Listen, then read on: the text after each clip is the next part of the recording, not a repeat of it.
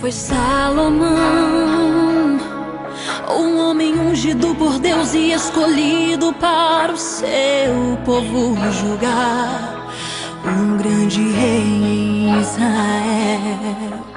Foi Salomão, sabedoria não se via, não havia em outro rei, em outro lugar. Era o mais sábio entre as nações. Duas mulheres ali chegaram chorando, de frente àquele rei logo foram falando: o vivo é meu filho, dela é quem morreu. A outra também disse: esse filho é meu.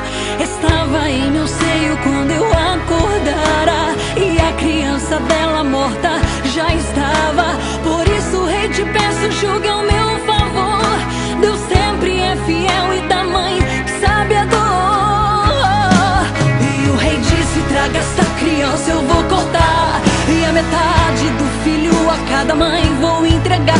E uma espada afiada o rei desembanhou, e uma daquelas mulheres suplicando então falou: entregue o meu filho a outra, melhor que o vê-lo morrer.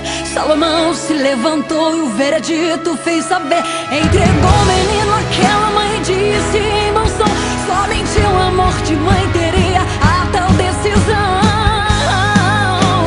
Justo revela o escondido, justo socorre os aflitos. Ele é Deus, é poderoso, o rei das nações, desaloja os mistérios que esconde no coração. Justo enxerga sentimento, justo faz check-up por dentro e desvenda os segredos que os olhos não veem, e os seus sonhos pedidos faz acontecer.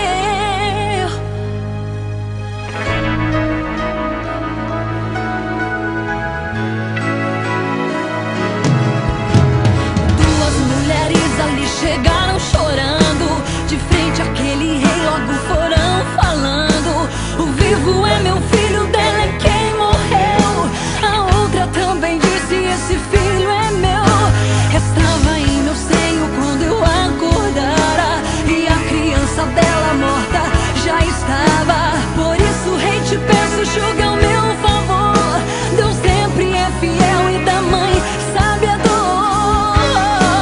E o rei disse: traga esta criança, eu vou cortar, e a metade do filho a cada mãe vou entregar. E uma espada afiada o rei desembanhou, e uma daquelas mulheres suplicando então falou: entregue o meu filho a outra, melhor que o vê-lo morrer. Salomão se levantou e o veredito fez saber. Entregou